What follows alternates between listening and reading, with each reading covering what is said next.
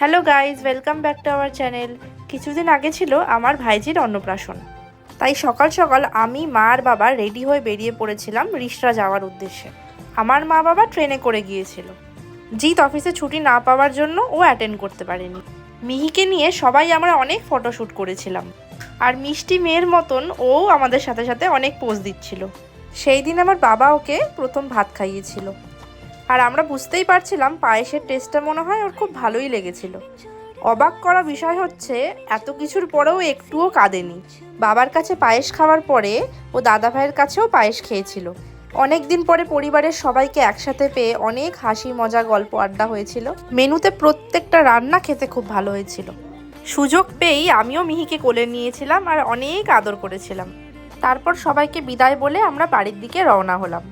ভিডিওটা ভালো লাগলে একটা লাইক, কমেন্ট আর সাবস্ক্রাইব করে দিও। ততক্ষণের জন্য টাটা।